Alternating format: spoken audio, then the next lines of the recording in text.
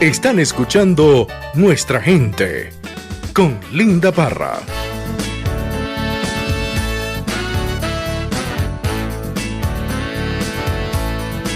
You're listening to Nuestra Gente with Linda Parra.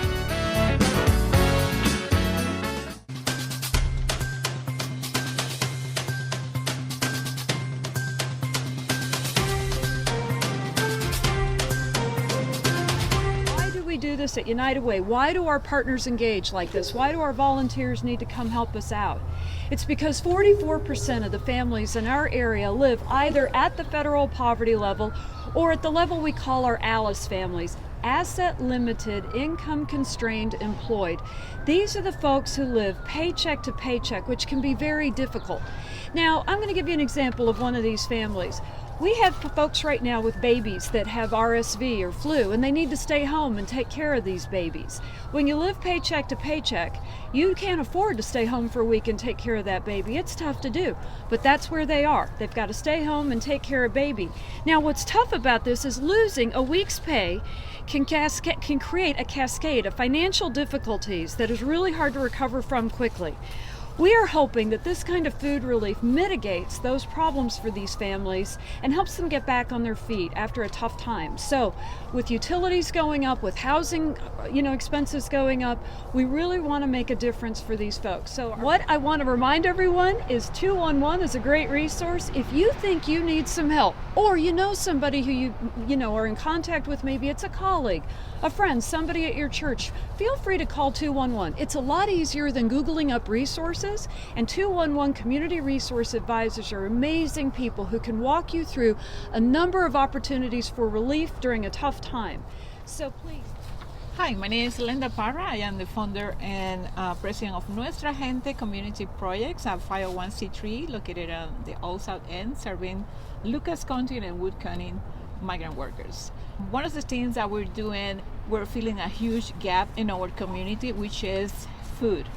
Migrant workers don't have access to benefits, and one of those benefits is food. And what we're doing in Nuestra Gente Community Projects through our 419 food pantry is we are providing Latino families with the meals that they need on the table.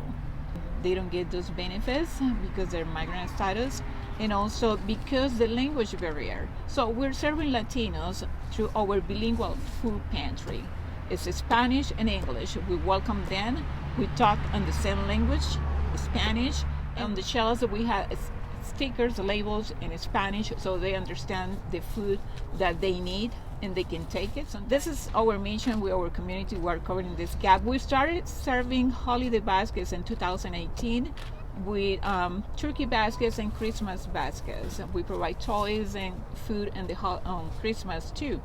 And one of the things that we want to say is that we are serving through our food pantry that is open on Tuesdays and Thursdays from 11 to 1 in our building, 1411 Broadway Street. We are serving 75 families weekly.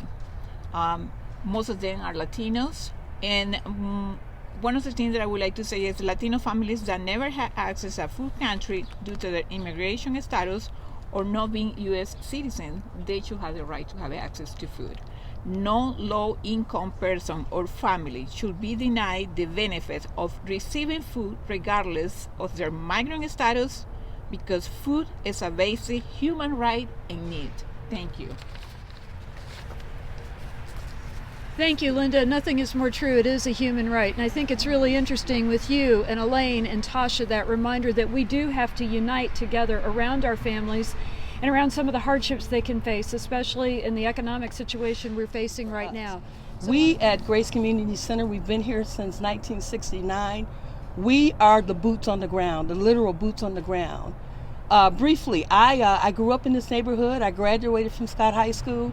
I'm one of those products from Scott High School, graduated second in her class, that was destined to come back to be a leader in this community and for the people that we serve. When you talked about those statistics, I can tell you from the research we've done, 98% of the folks that come to Grace Community Center for food are food insecure. And our mission at the Islamic Food Bank is to fight food insecurity in our region by empowering Muslims and the greater Toledo community to fight hunger and spread peace. And we've been doing this since 2008. In fact, our very first programs started by providing holiday relief to Muslims in need in our community, and we very quickly expanded to the community at large. Grace Community Center has been a staple in this community for decades. People have sometimes forgotten about Grace, but I never have. Grace, when I was in junior high, Grace Community put on the biggest community event, and it was the biggest fundraiser for them, but the pandemic stopped it.